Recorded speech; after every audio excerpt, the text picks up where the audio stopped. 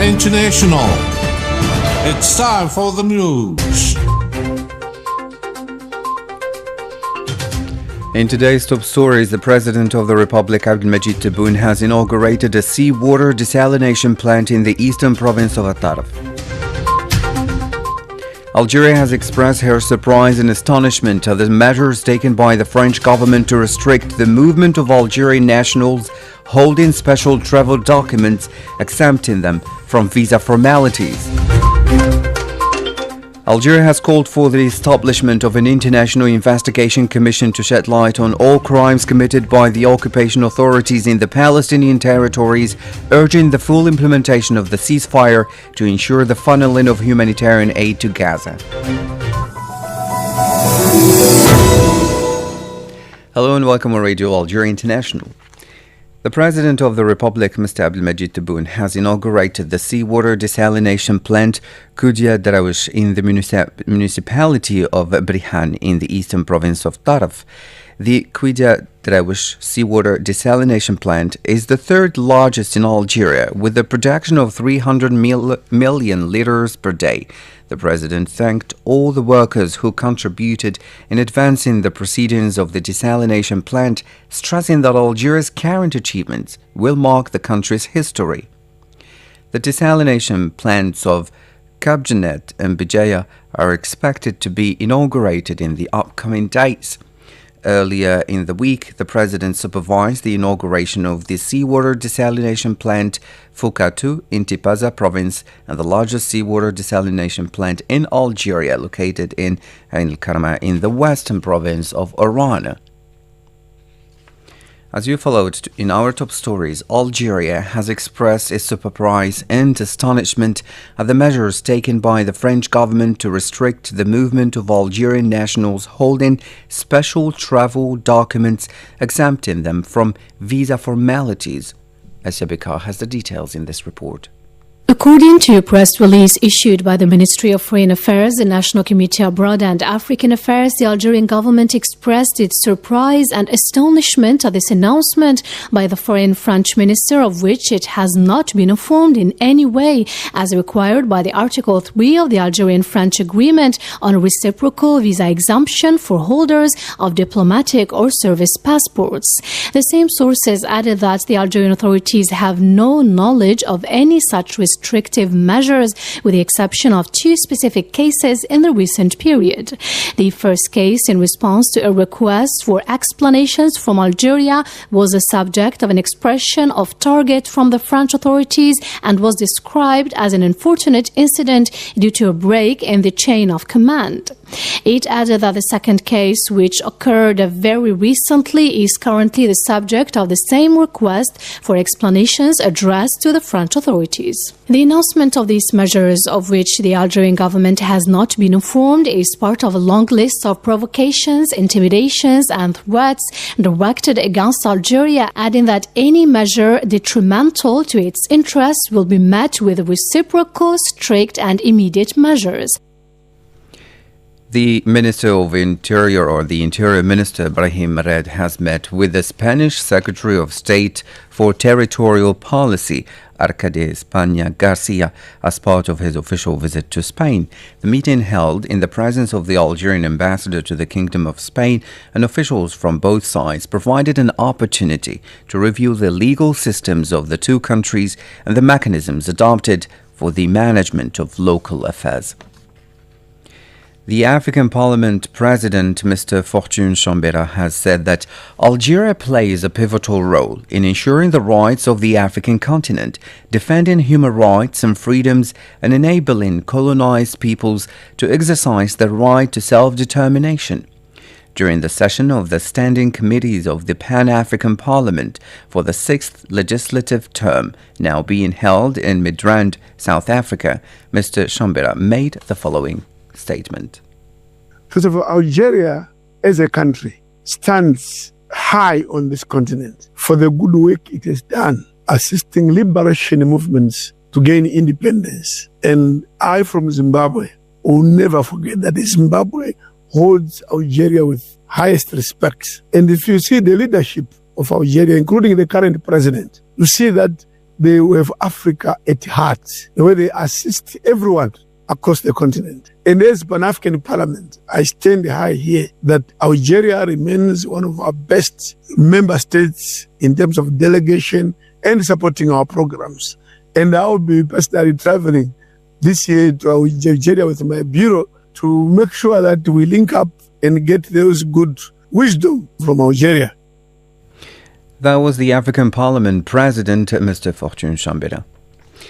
Now, Niger's Minister of Foreign Affairs and Cooperation, Bakari Ayou Sangari, has said in Algiers that his meeting with the President of the Republic, Abdelmajid Tebboune, has marked a significant step in strengthening ties between Algeria and Niger, with promising prospects for the future of bilateral cooperation. More details in this report by Asia Bekar. He pointed out that the talks focused mainly on bilateral cooperation between the two countries, noting that Algeria and Niger have very long-standing relations dating back to 1964. Elle a porté essentiellement sur 3-4 points. The meeting tackled 3 to 4 points. The first one was conveying the greetings of his brother, the Brigadier General Abdurrahman Tiani. The second one was presenting the congratulations of Niger's government and people to the Algerian government and people for Algeria's election at the UN Security Council and at the African Union. The meeting also tackled bilateral cooperation between the two countries. Algeria and Niger has relations that date back to 1964. Our first joint commission dates back to 1971, and it was transformed into a big joint commission in 2011.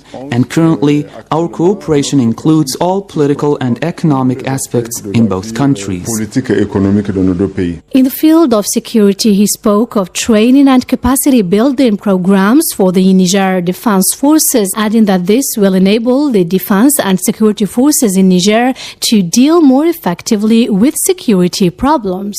Nous avons des programmes de formation et de renforcement de capacité. We have a program of training and building capacity of Niger's defense forces, which allow our security forces to better face up to the security issue and ensure a better surveillance of our borders, to better deal with the problems facing the Sahel region today, notably the terrorism issue. Le Sahel aujourd'hui, à savoir le problème du terrorisme. The minister also referred to the recent visit of the Prime Minister of Niger to Algeria aimed at reinforcing cooperation. Niger's foreign minister highlighted future projects, notably the construction of oil refineries, which should benefit from the relationship between Algeria and Niger to develop an economy of scale. In the field of electricity, he added that Algeria has decided to support Niger in improving its electricity production.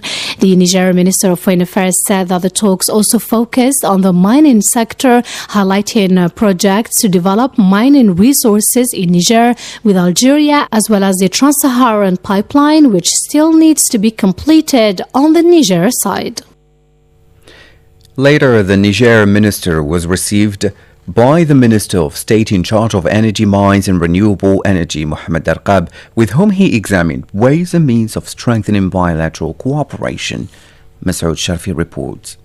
The two parties also examined the latest developments related to joint projects and provided an opportunity to discuss the progress of the Trans-Saharan gas pipeline project, while emphasizing the need to continue coordination meetings between the parties concerned, in addition to monitoring the implementation of decisions taken during previous tripartite meetings between the ministers responsible for hydrocarbons of Algeria, Niger, and Nigeria, the last of which took place in Algiers. On this occasion, Mr. Darqab reiterated Algeria's commitment to continue its support for its Nigerian brothers, particularly in the field of energy and oil industry, thereby stressing the importance of transferring Algerian expertise and developing training programs for the benefit of Nigerian skills, and mentioning the possibilities of cooperation in the mining studies sector, being a promising area for strengthening the partnership between the two countries. For his part, Niger's foreign minister expressed satisfaction with the close cooperation between the two countries, welcoming the technical support provided by Sonatrach and Sonalgaz to Niger, which is a key factor in the achievement of common objectives. He also stressed the importance of the training programs provided in Algerian institutes aimed at upgrading and qualifying teams of Nigerian managers and technicians in the field of hydrocarbons and electricity, with a view to strengthening Niger's capacities in these vital sectors. You're still listening to Radio Algeria International. This is the English service. Algeria reiterated in Geneva its appeal for continued international support for the ceasefire agreement in Gaza, reaffirming its unwavering support for the right of the Sahrawi people to self-determination and an end to the occupation of their territories. Asya Bekar. This statement was made by the Secretary General of the Ministry of Foreign Affairs and National Committee Abroad and African Affairs, Lounas Magraman, in an address to the high-level segment of the 58th session of the Human Rights Council, where he praised the efforts of the High Commissioner Volker Turk for the promotion and protection of human rights throughout the world and pledged Algeria's unwavering support to the success of his noble missions. Lounas Magraman expressed Algeria's deep concern about the continuing deterioration of the humanitarian situation in the occupied Palestinian territories as a consequence of the genocidal war waged by the barbaric Zionist occupation since October 2023 and the resulting acute humanitarian crisis, the consequences of which persist despite international mediation efforts that led to a ceasefire agreement. In this respect, Algeria reiterated its call for continued international support for the Gaza ceasefire agreement, expressing its categorical rejection of deportation plans aimed at emptying Gaza of its indigenous population as part of a wider plan to undermine the Palestinian national project. With regard to occupied Western Sahara, Lounas Magraman denounced the systematic violations of human rights and international humanitarian law in the territory of Western Sahara by the Moroccan occupation, calling on the Human Rights Council through all its mechanisms to document these violations and reactivate the technical missions of the High Commissioner for Human Rights in Western Sahara. To this end, Algeria affirmed its unwavering support for the right of the Sahrawi people to self-determination and an end to the occupation of their territories, calling on the United Nations to step up its efforts through the personal envoy of the UN Secretary General for Western Sahara, Staffan de Mistura, to enable the parties to the conflict to resume direct negotiations to reach a mutually accepted political solution within the framework of international legality. Algeria has called for the establishment of an international investigation commission to highlight all the crimes committed by the occupation authorities in the Palestinian territories, specifying that those responsible for these crimes should be held accountable. Masoud Sharfi with the details. Algeria's permanent representative to the United Nations, Ammar Ben Jama, affirmed Algeria's commitment to justice and international humanitarian law, stressing that no one is above the law, all innocent lives must be protected, and an international commission should investigate all allegations in the occupied Palestinian territories to ensure accountability. For Algeria, there are no double standard. Every innocent life must be protected. This principle lies at the heart of international humanitarian law, which safeguards civilians. We believe in justice that knows no boundaries. No one is above the law, and no one should be granted impunity. It is imperative to establish an international commission to investigate all allegations related to the situation in the occupied Palestinian territories. Every innocent life lost must be thoroughly and independently investigated, and those responsible, whoever they are, must be held accountable. Mr. Ben Jama questioned whether the nearly 18,000 children killed in Gaza do not deserve an independent investigation and accountability. He condemned the ongoing suffering despite the ceasefire, calling the deaths of newborns in Gaza's hospitals cruel and unacceptable. Mr. Ben Jama urged full implementation of the ceasefire to ensure the funneling of humanitarian aid to Gaza, called on all parties to uphold their commitments, and condemned the rising settler violence and destruction in the West Bank, particularly in Tulkarem, Jenin, and Tabbuz. The ceasefire agreement must be fully implemented. This agreement provided a crucial window for the delivery of humanitarian aid. It allowed the people of Gaza to experience a temporary reprieve from unthinkable hardship. Algeria calls on all parties to uphold their commitments under the ceasefire agreement. The Israeli occupying power is now turning its focus to the West Bank, where the level of destruction, where the level of settler violence is alarmingly high, particularly in Tulkarem, in Jenin, and in Tobaz. In this regard, he also noted an aggressive expansion of Zionist settlement, accompanied by targeted demolition campaigns against Palestinian homes. He also cited a senior Zionist official who stated that the entity's goal for 2025 is to demolish more than what Palestinians are currently building in the West Bank. Concerning Gaza, Mr. Benjama described the destruction in Gaza as catastrophic, stressing the urgent need for a coordinated international response and a comprehensive reconstruction plan to alleviate the Palestinian suffering and ensure they remain on their ancestral land.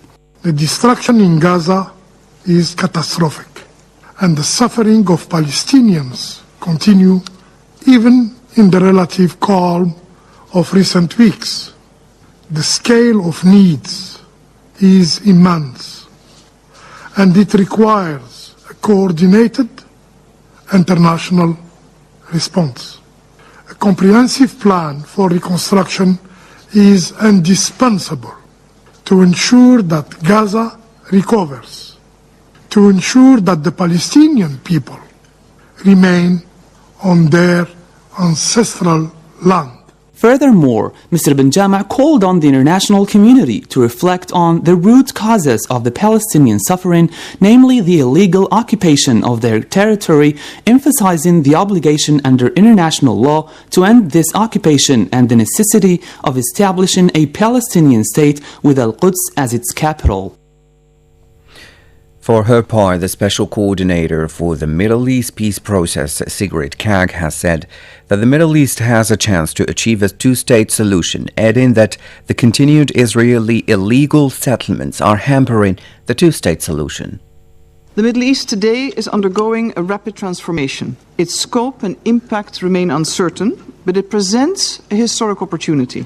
The people of the region can emerge from this period with peace, security, and dignity. However, this may be our last chance to achieve the two-state solution. Regarding continued illegal settlement activity, approximately 2,000 new housing units have been advanced in recent weeks, mostly in Area C. State land declarations and settler outposts impede Palestinian land use for farming, while demolitions and evictions have been accelerated. Severe moving restrictions continue to paralyze daily life for many Palestinians, hindering access to essential services and economic activity. These developments, along with continued calls for annexation, present an existential threat to the prospect of a viable and independent Palestinian state and thereby the two-state solution. Sigrid Kaag has told reporters that forced displacement of the Palestinian from Gaza is both or is not acceptable. The UN, as I stated very clearly, wants to be supportive to all efforts. We're not at the negotiations table. Now, I think the Secretary General, the Palestinians themselves, countries of the region have been very clear from the first second that forced displacement of the Palestinians from Gaza is both not acceptable, it's a violation of international law, and Palestinians themselves don't want it, and countries of the region don't want it.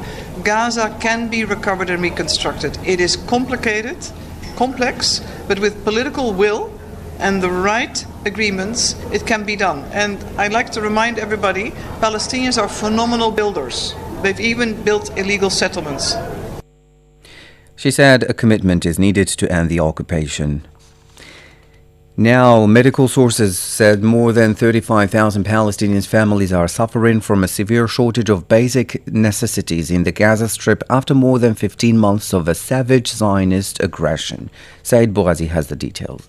In an interview with South Philistine Radio, Gaza's medical aid director Mohammed Abu Hafs said that 35,000 families were still suffering from a serious shortage of basic supplies in the besieged Palestinian enclave. The official added that the suffering of Palestinians was worsening in Gaza with the intensification of cold snaps, bad weather, and the shortage of basic supplies such as blankets, tents, and heating, which have caused the death of children from hypothermia.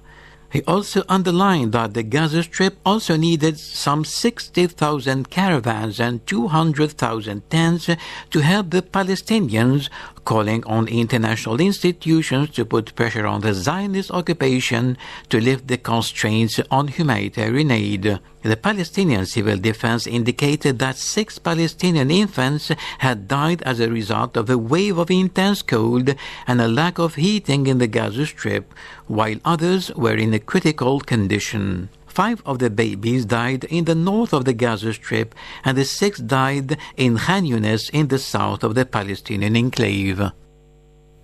You're still listening to Radio Algeria International. Stay tuned. Our Talk. A weekly program with guests activating in different fields.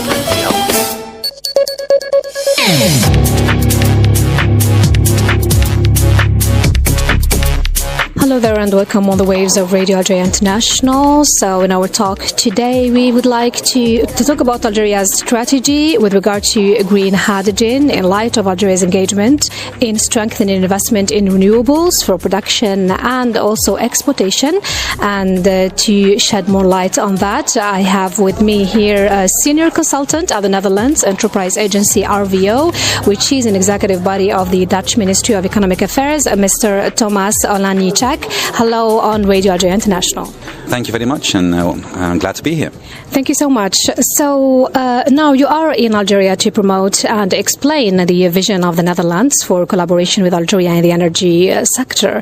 Tell us about this vision, and is it more about a collaboration in renewables or fossil energies? Thank you very much for that question. And our collaboration with Algeria is focused on many different aspects. So the event that we're here today is focused on the development of green hydrogen valleys. So green hydrogen is in many aspects considered one of the fuels of the future, an energy vector that can replace fossil fuels like natural gas and coal in order to green industrial processes, but also transportation and many other things. Our vision is to cooperate with countries, partner countries such as Algeria, in order to share knowledge and to make sure that we can do this transition towards a greener society together, so that we don't have to go at it alone, we don't have to reinvent the wheel, but that we can share our common experience and have a common goal, which is mitigation of greenhouse gases and a green energy future. How does the Netherlands green energy firms see investment in renewable energies in Algeria, in green hydrogen in particular, since Algeria is very engaged in the in production of green hydrogen, and it signed recently the South H2 corridor project to export green hydrogen to Europe. So how do these firms see investment in renewables in our country, in Algeria? Algeria is a country with tremendous potential in the field of renewable energy. Traditionally, the ties between our countries have focused on fossil energy mainly when in the energy field. This is something that is bound to change. Our companies and our ports and our institutions have been looking across borders for many years now to consider opportunities for investment in other countries. In Algeria, this is a sector that is still in its early stages. One of the reasons that we're here is to create those connections that are necessary and to build the trust that's necessary to get to investment decisions. I would like to ask you about the feasibility of a hydrogen valley approach in Algeria. I want a tangible, practical, realistic response. Right, so maybe in order to answer that question, it's good to start with maybe very brief description of what a hydrogen valley is, because maybe some of your listeners might be not too familiar with the concept. And so when we talk about a hydrogen valley, we're talking about the production, the storage, the transportation, and the utilization of hydrogen within certain boundaries. Those can be geographic boundaries. Those can also be institutional boundaries. But let's say we're talking about the combination of those aspects for a certain purpose. In Europe, we have some experience with that. One of the first hydrogen valleys in Europe was actually created in the Netherlands, and this is why we have a bit of a pioneering role in this. To do something like that is challenging, and it needs a lot of communication between institutions. One of the lessons that we learned today is that the most important ingredient of a hydrogen valley is coffee.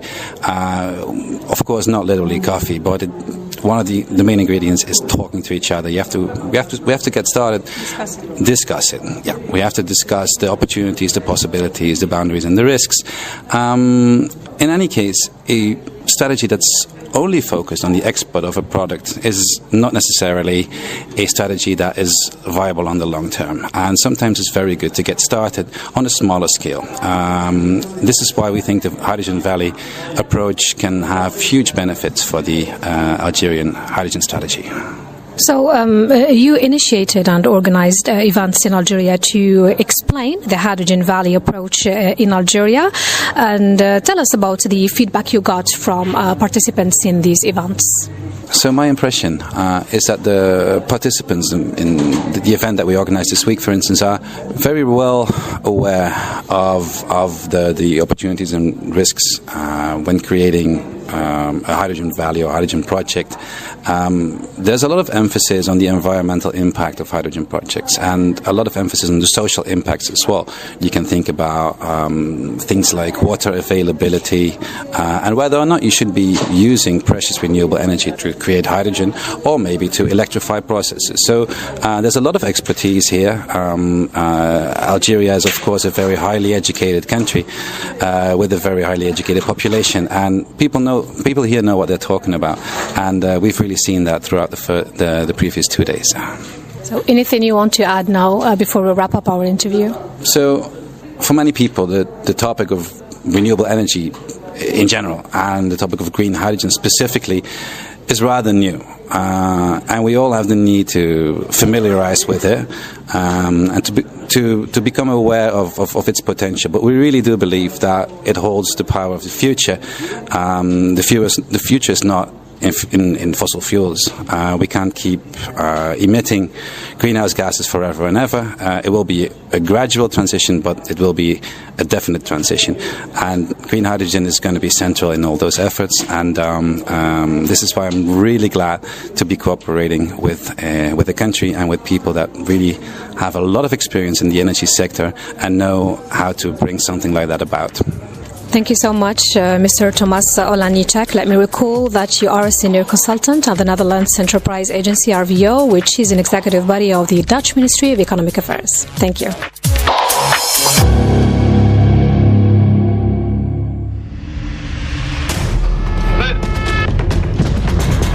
في لقاء حصري، رئيس الهيئة الوطنية لمتابعة ملف ضحايا التفجيرات النووية الفرنسية في صحراء الجزائر محمود حمودي يصرح للدولية أن الهيئة بصدد رفع دعوى قضائية ضد فرنسا في محكمة لوكسمبورغ، ويقدم شهادات حصرية حول هذا التاريخ الإجرامي لفرنسا.